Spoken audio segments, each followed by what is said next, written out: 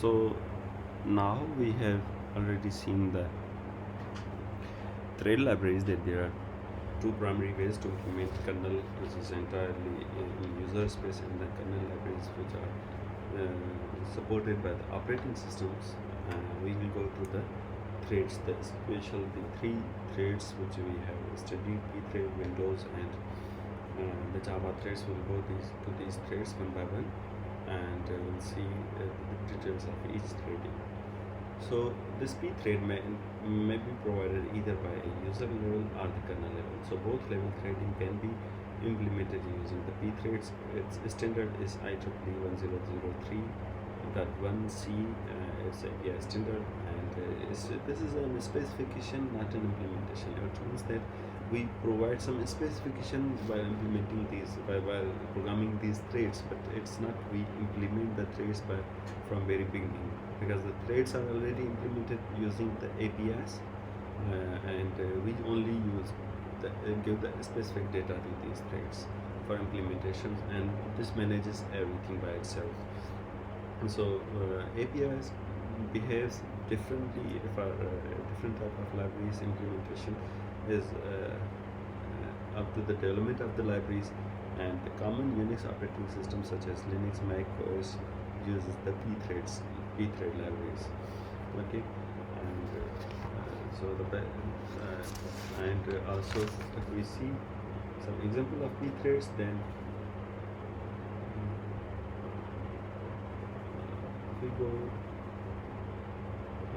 we go into the Pthreads now, for example, if we have an example, let's take here an example, and let's say that we want to get the sum of a number of an array where the array has n number of elements and each element is incremented by 1. Okay, so we want to perform this task in parallel using multithreading. Okay.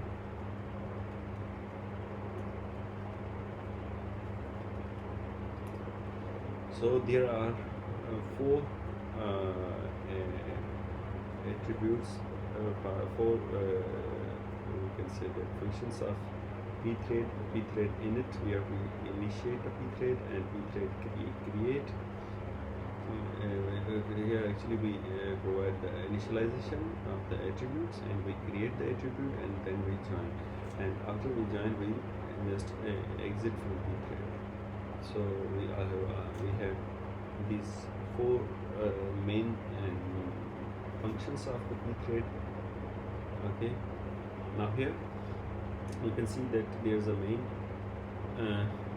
here we can see that here is the signature of the thread we want to implement. So this is a runner, a white runner, and it gets some parameters, and we have thread ID, we have thread attributes, and now here we create the thread, and then we wait for thread.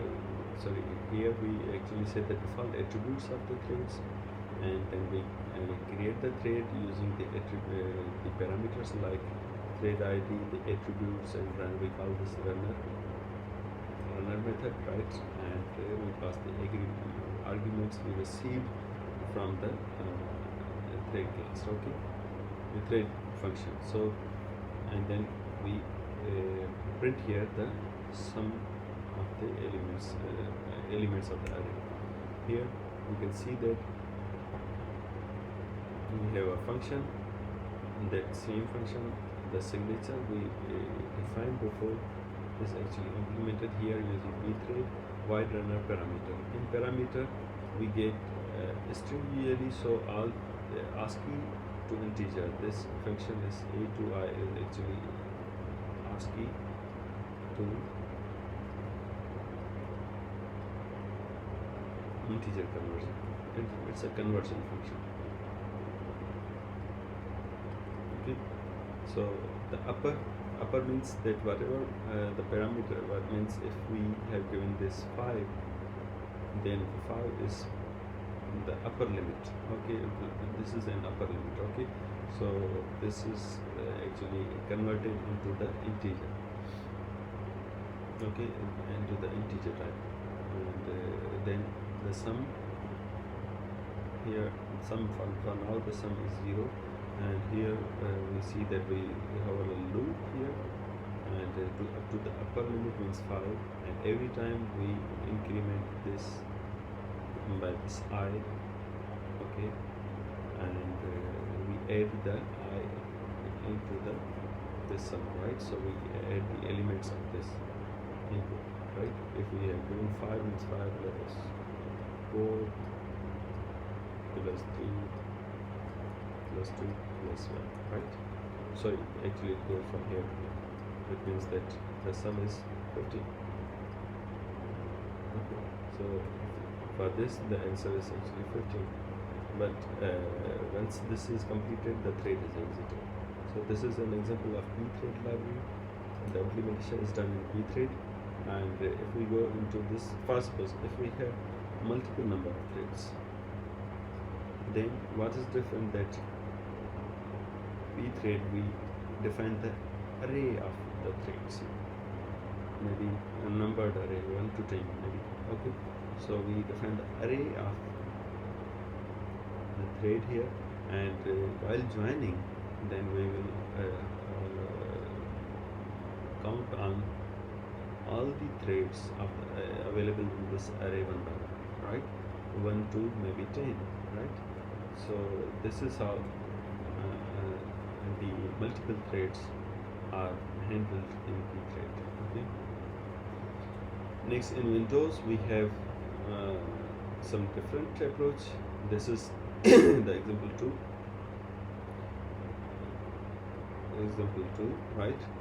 For the same example, for the same summation problem, right? Okay. So here the D word, this is the D word is actually Windows thread library parameter, the data type. This is the data type, and for the Windows thread, which means the double word,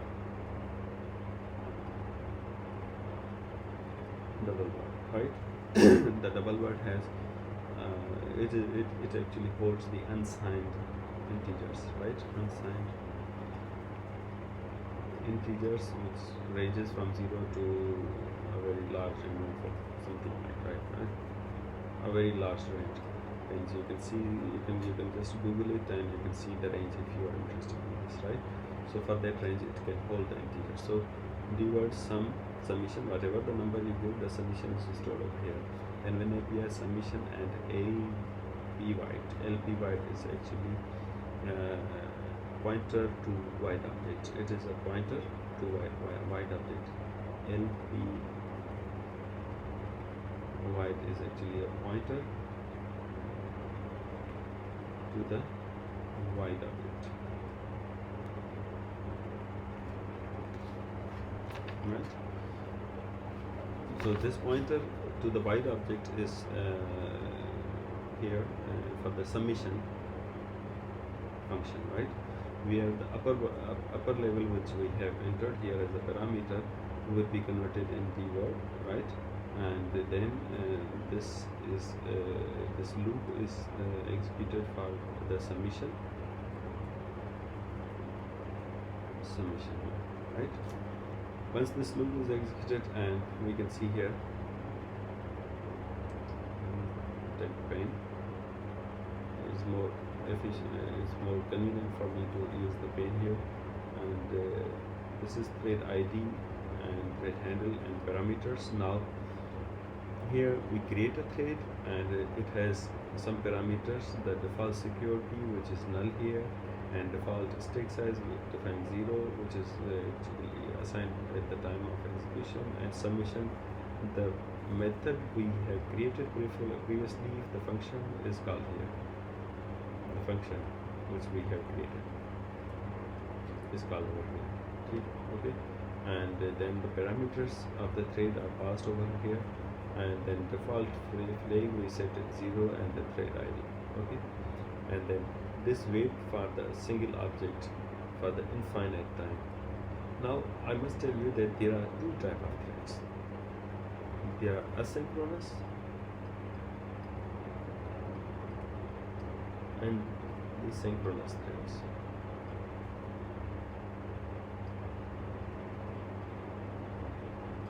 Now asynchronous threads here the parent thread resumes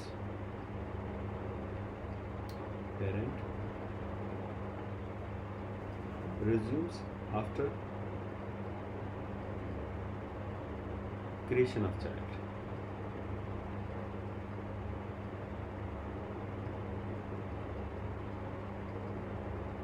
In asynchronous threading, parent resumes after creation of child, while in synchronous threads, the parent wait for child or maybe childs to complete first.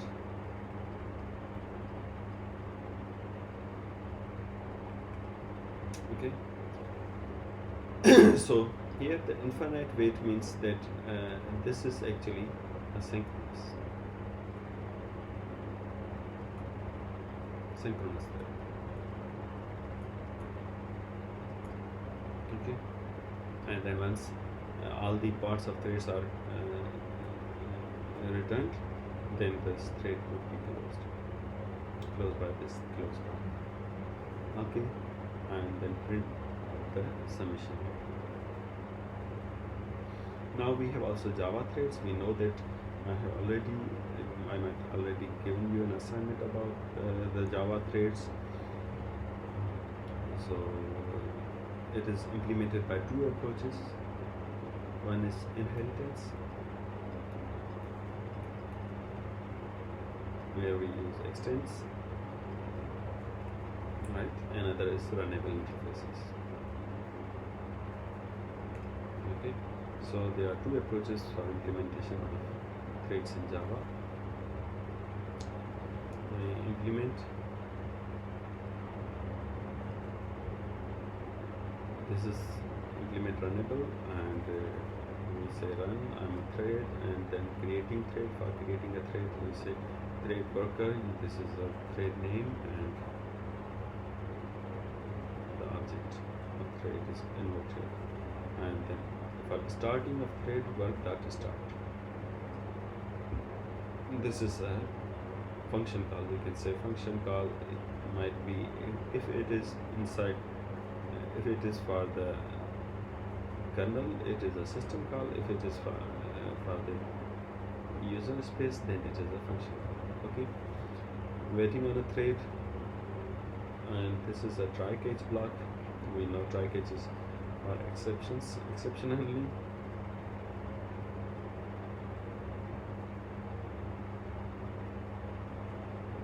For example, if any exception happens in between while executing this thing, and this interrupt would be called instead of the blockage of whole program. So this throws only exceptions.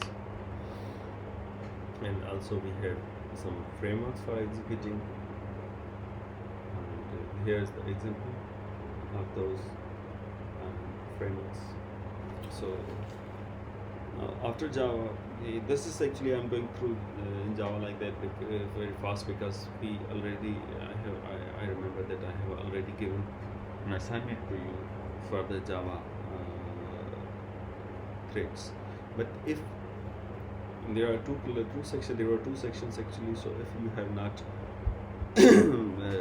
received any instruction about this assignment, if you don't have any instructions about this assignment, then I will repeat that assignment, and it would be the date it is required to submit by the next class, when the online session would be conducted for your class. Okay, so we say that the assignment is your assignment, maybe let's say I say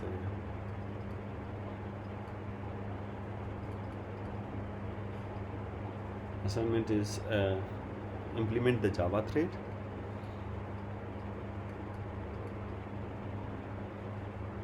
right, using both approaches.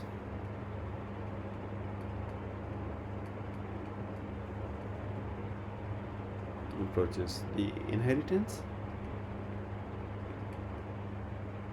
and runnable interfaces.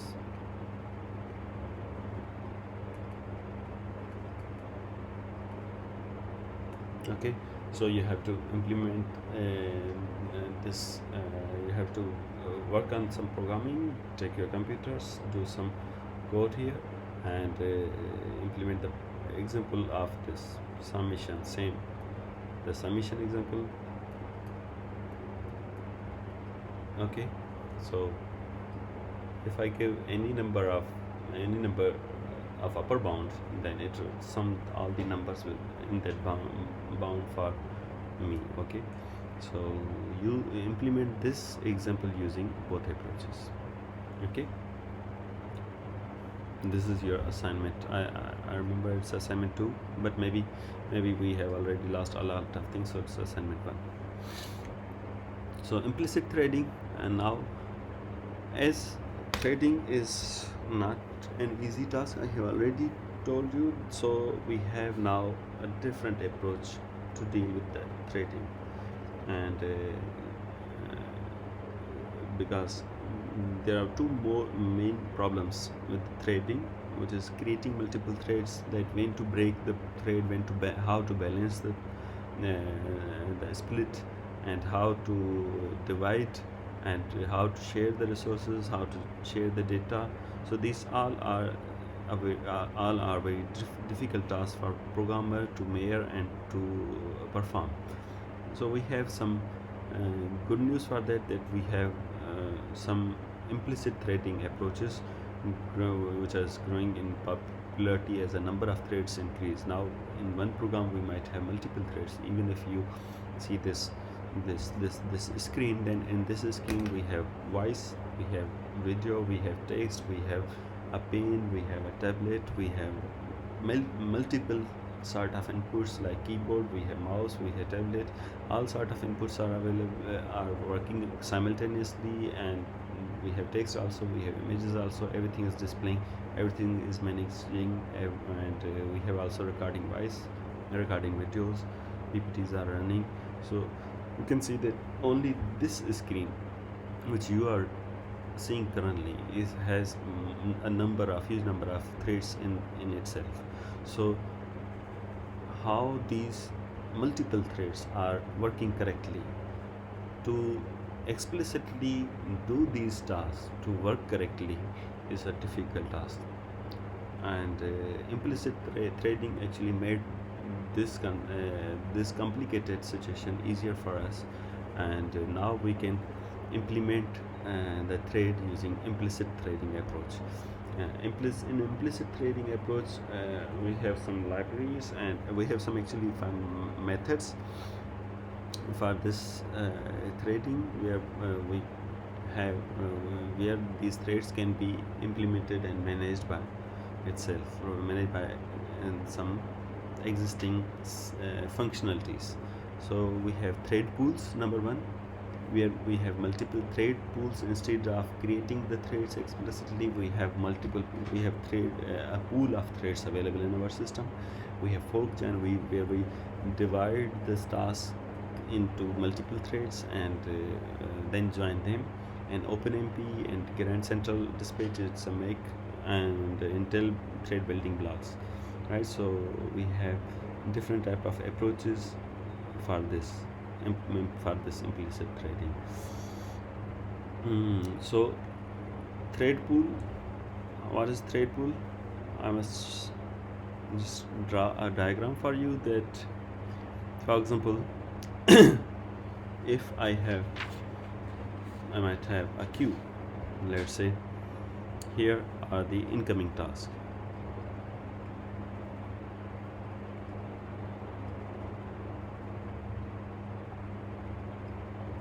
Tasks are incoming from here, right? And they are queued up, maybe 2, 3, 4, right?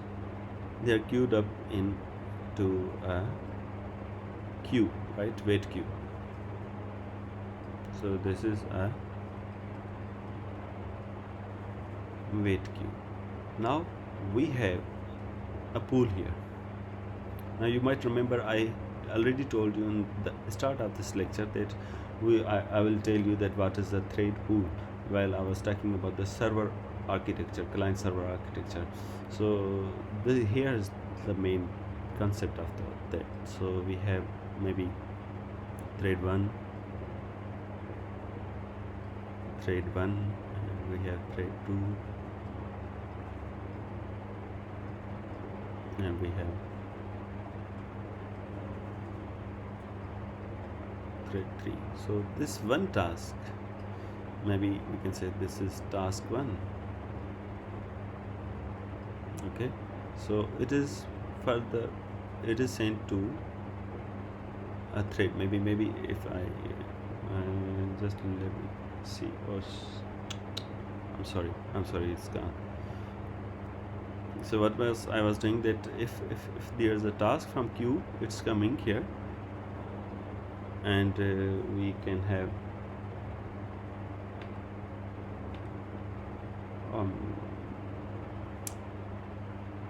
well, sorry.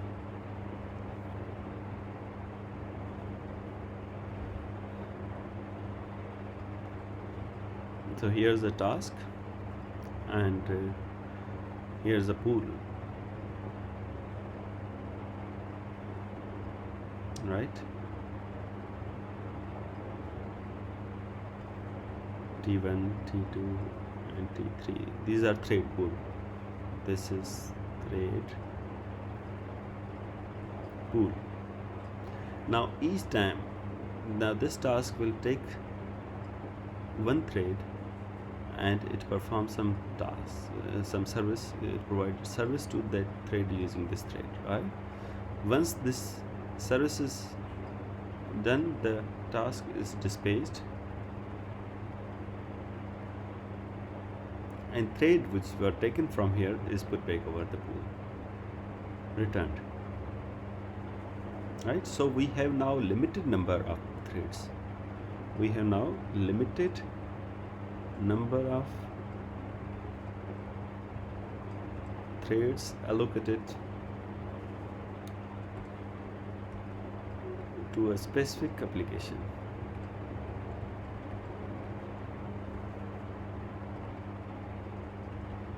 Right? This is one of the major benefit of the thread pool, that you can specify a number of threads for a pool for a specific application. So we have maybe 3 threads for this type of application, which we have here. Maybe this application, right?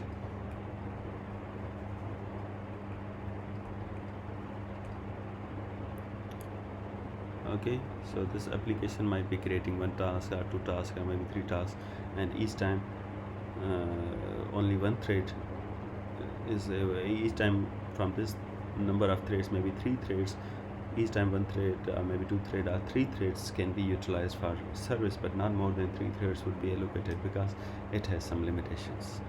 Okay, so there are 3 methods: a new single thread executor, and a new fixed thread executor, and new cached thread pool, right? So these are 3 thread functions for this. Now I was talking in this example for this fixed size, where we have the size of maybe 3 threads should be belong to this application. Okay.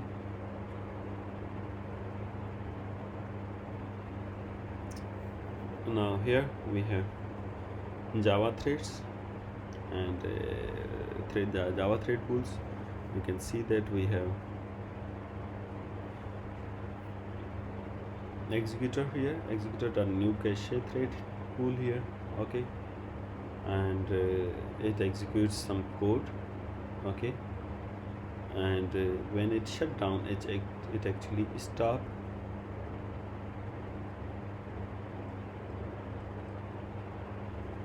receiving new tasks. Okay, and while it is also, it continues to finish the task already received.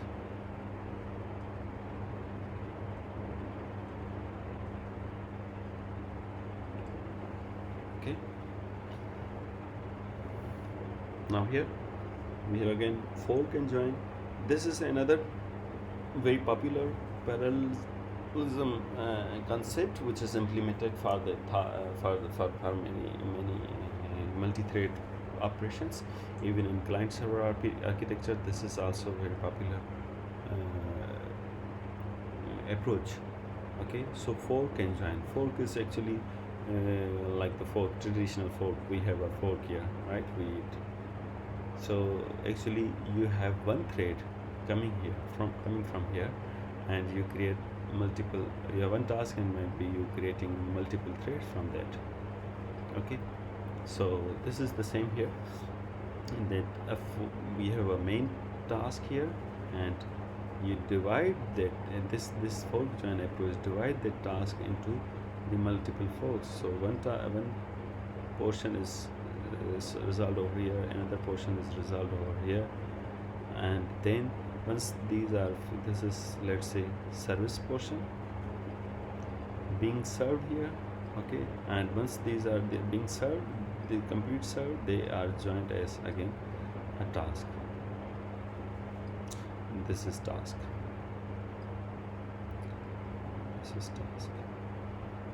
So while these are in service, they are broken into the parts. Now currently in Bitcoin mining, right, people are Bitcoin mining,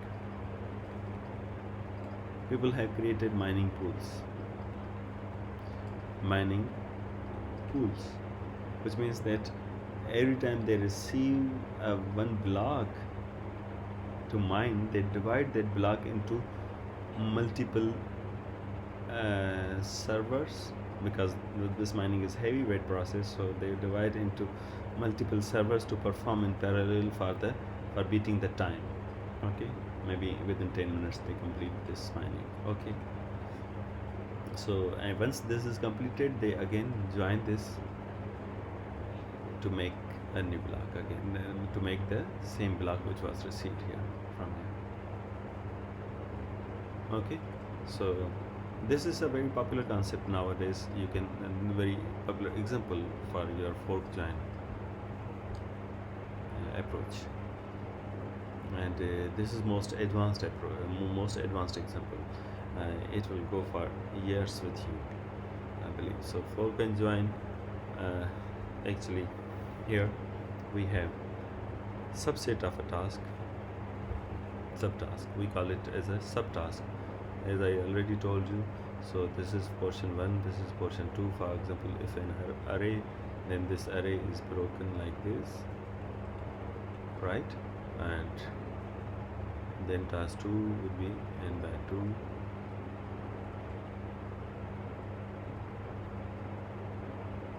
Right, this is just an example. It might have different approaches inside this. Forking and forking approaches might be different, but this is generally how it works. Once this is completed, now here, if we have a 0, the array size with n number, then it is passed, and these two are performed in parallel.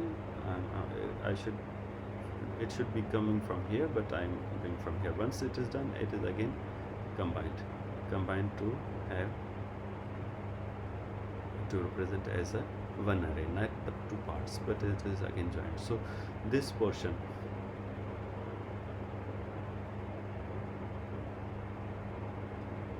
is fork, and when we join the two parts, is called as a join.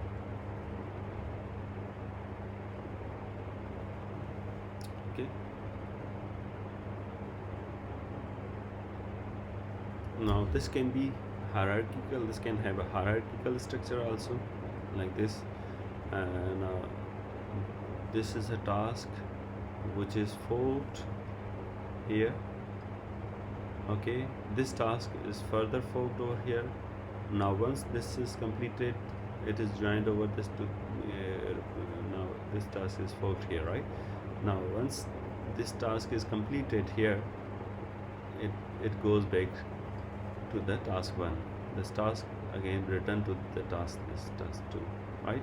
And this task is completed hierarchically. So here when it goes to this direction, it is actually forking and generating multiple tasks.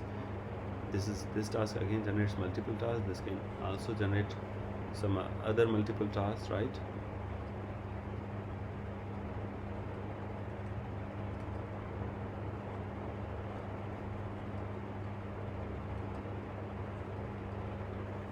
Right, so this can also generate multiple. Once it is done, it is joined back.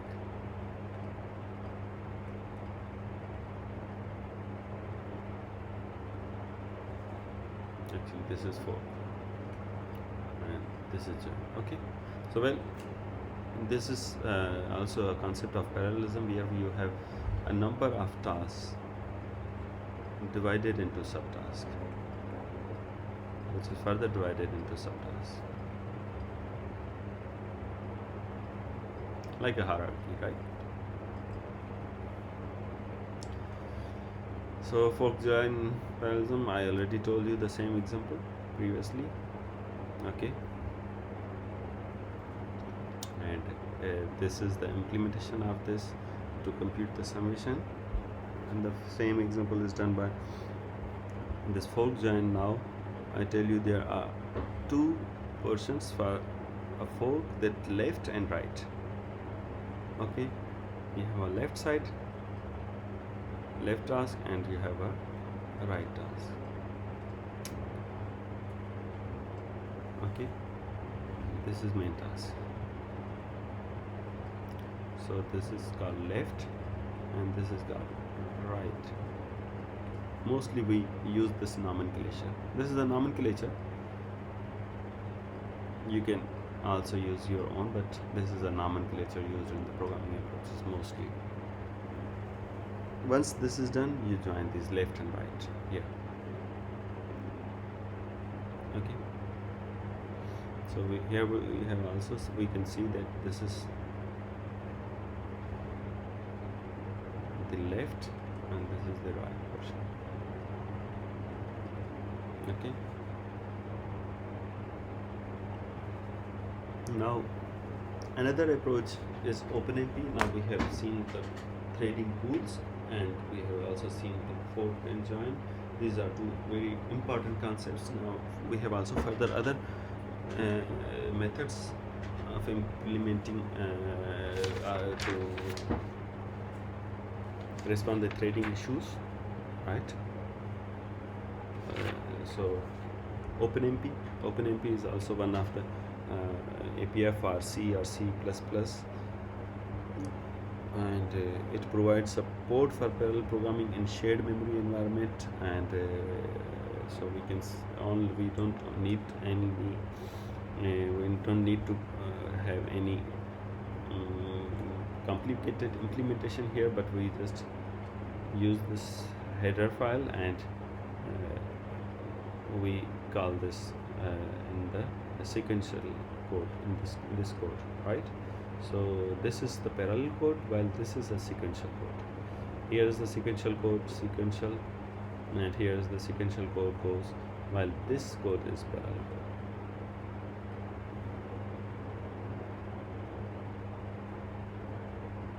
Okay, so this is actually the identifier for the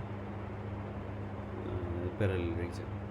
So it knows, OpenMP now knows that this part need to be broken. Okay, this is a block actually.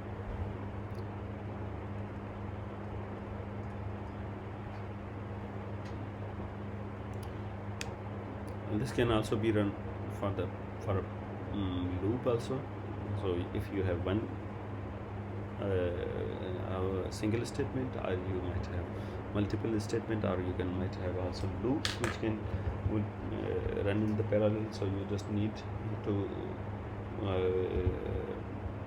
use this identifier for the parallel. Okay, but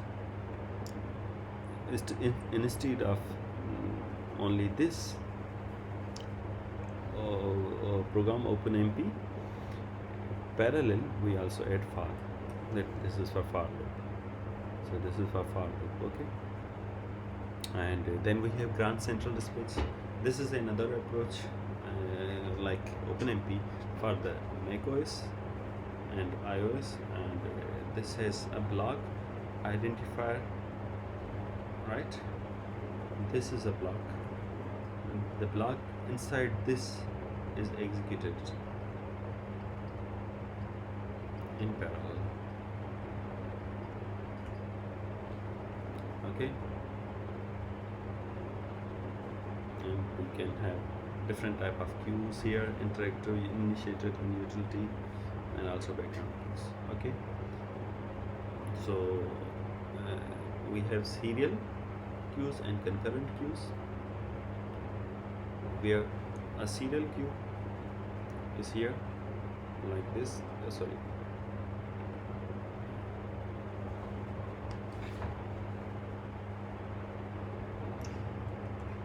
if we have, sorry no, if we have a queue here, it is a serial queue, right?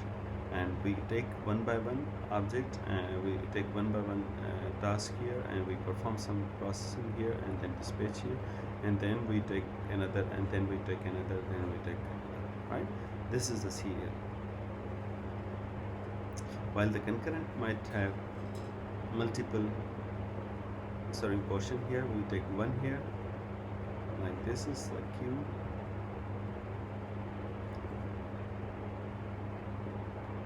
One is taken here, another is taken here, another is taken here, right?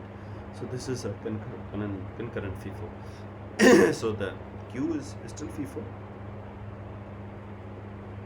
The queue is still FIFO here also, but this is a serial implementation, and this is a concurrent implementation. This is a concurrent implementation. Okay. So here are some queues, queue code, code for you. You can see in the example here, okay, that how a specific queue is initiated, okay, with a specific size, like size 0 here shown, and also we have Intel thread building block TBB, known as TBB. This is also a library designed for parallel C++ programs. Serial version of loop can be seen here, and parallel version is seen here, right? Now if we see serial version, and then we just implement this apply with this apply queue, apply function, and this while it's parallel, it will go like this. Alright, we say parallel for, and for serial for we don't have any identifier here, no identifier.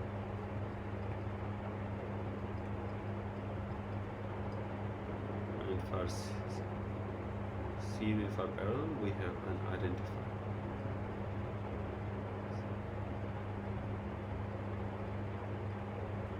This identifier is actually works as a tag file. For suppose in sometimes if you write something in your file using programming, then you say, okay, if this comes, then break the line, right? If there's, for example, if programming, then if this comes, then don't read, right? Because it's commit.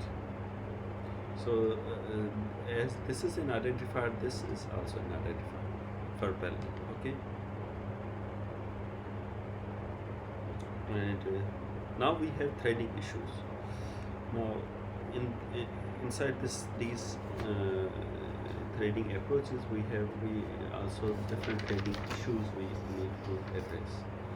Now Forking and executing, these are two system calls. In fork system calls, if okay, now the function of these two calls is actually the for fork. If I say for fork is to create a separate process or maybe duplicate process.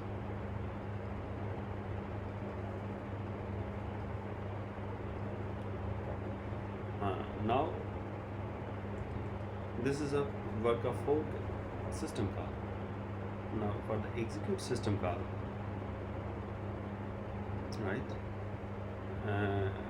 it replaces actually, and the parameters used will replace the process. All the threads will be replaced. All the available threads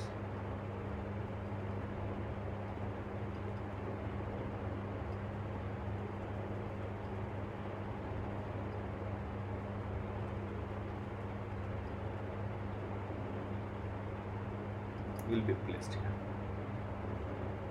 Now if execute wouldn't call afterward fork, then it will duplicate all. If execute is called immediately after forking, then only the fork that invokes new version will be duplicated. For example, let's say here is example.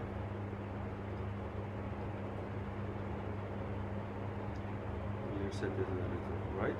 And I have called fork function, and some statement goes here, and the fork, and some statement goes here, right? And then I say execute function. Now in this case,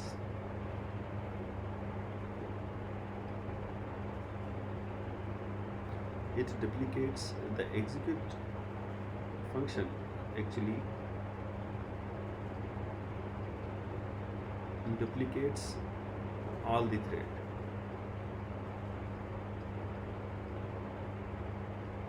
Okay. While if we say that another example, fork, right, and statement and execute,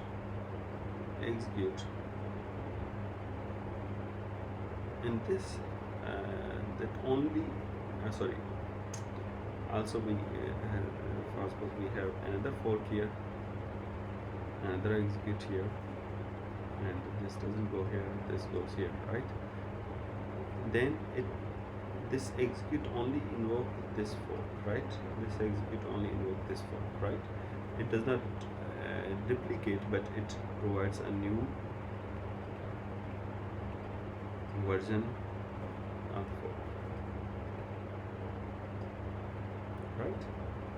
So this is what the executing system call semantics for the fork. Okay, we have also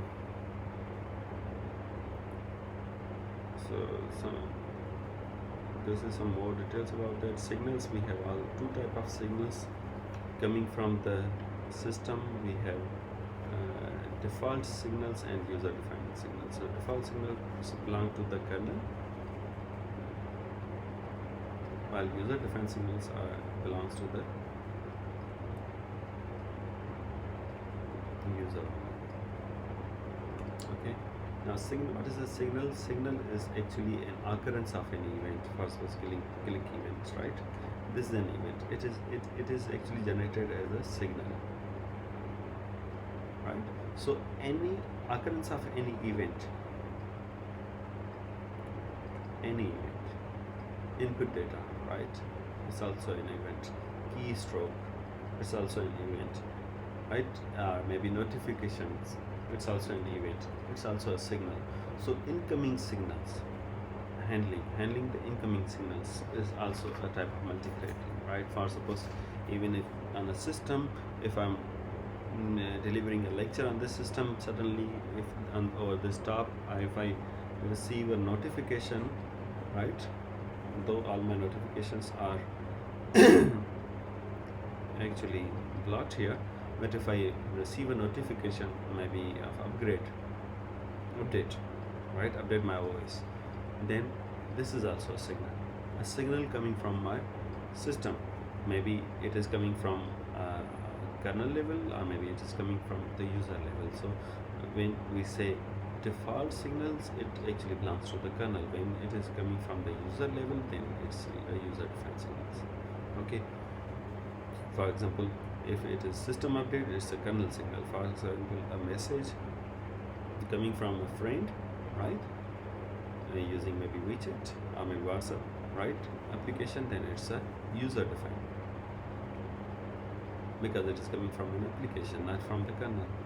Okay, so this is a user defined. So two type of signals, and these two signals are handled as a thread while you are in execution of another type of threads. Okay, and this thread is done actually because of the the pool of the thread pools, because in the system we have a specific number of threads belonging to one pool, right? For example, I have created a pool which have maybe which can handle 3 notification for MS Word, which can handle 3 notification for my chat room, which can handle 3 notification for my PowerPoint, and 3 notification for some other sources. So at any time a signal can come from any application or any system.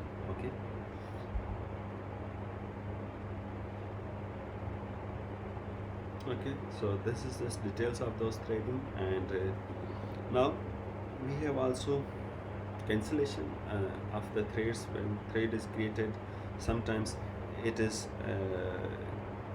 required to terminate it. Most of the time, every time a thread is created, actually it requires to terminate. Now this termination can be in 2 modes, synchronous and asynchronous. Okay, when we say asynchronous, it means that it is actually done manually.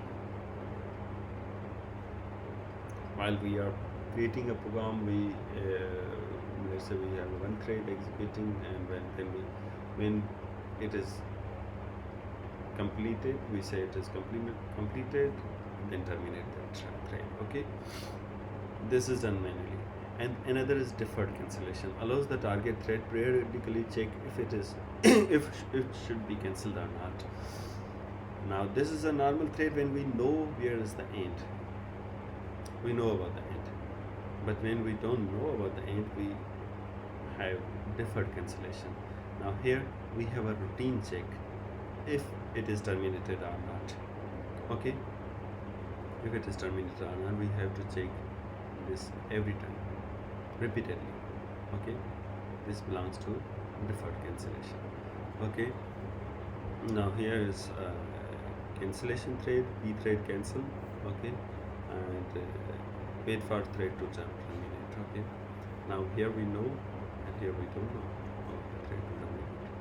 So we have different we have deferred cancellation and asynchronous cancellation, as I have already told you. Okay,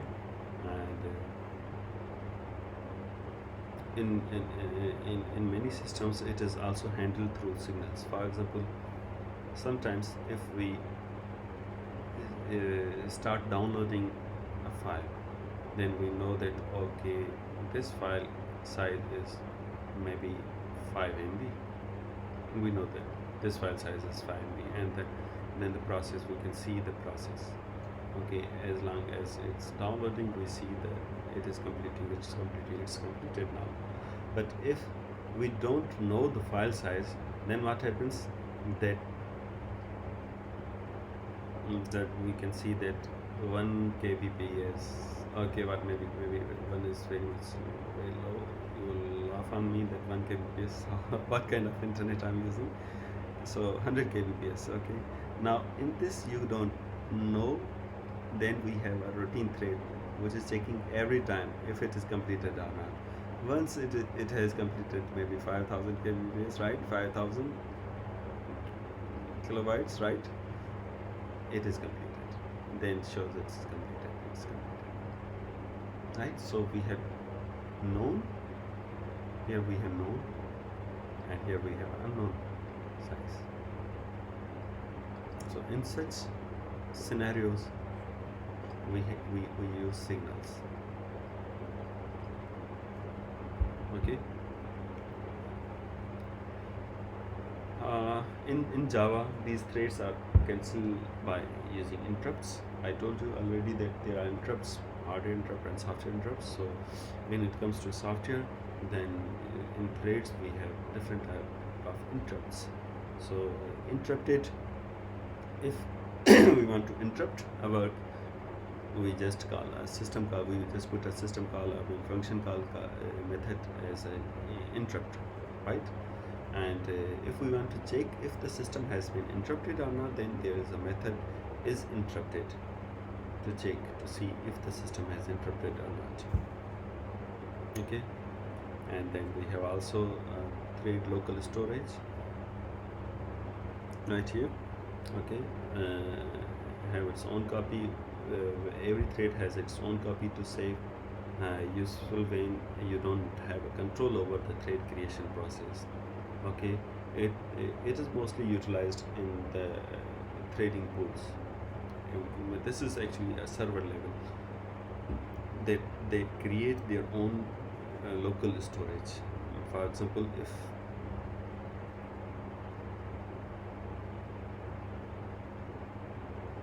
I go here, that if I have a data center, right? If I have a data center, maybe one in California,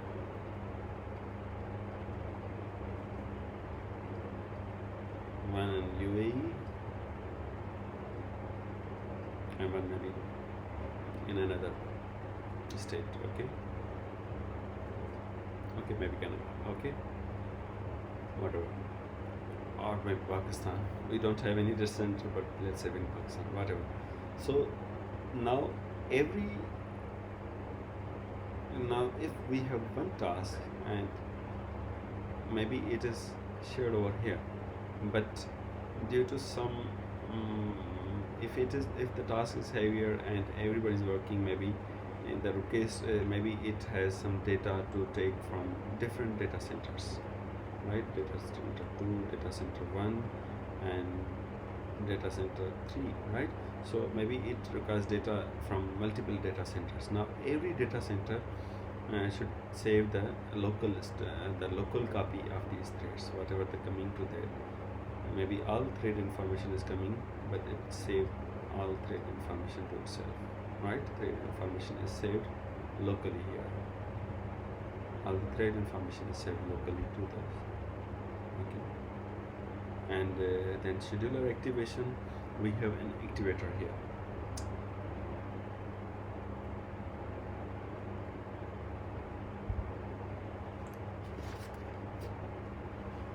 Okay. Actually, in both many to many and one to one. Okay. Sorry, one to one like that. I'm using this wrong. Okay. Many to many and one to one level models requires communication to maintain the appropriate number of kernel threads allocated to an application.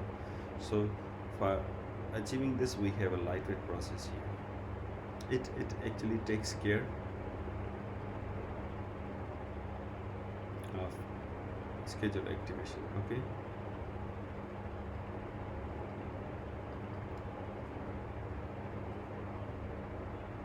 This is actually in between user and kernel level threads. This is there is a thin line in between user level and kernel level. Okay. So this is a lightweight process. We call it scheduler activation. Okay. Now for Windows, we have different threads, and we have also already seen a lot of threads, but here if you see that we have thread blocks, different thread blocks for different type of thread: execute thread, thread kernel block, and thread environment block. So we have these three thread. This is the user space and this is the kernel space threads.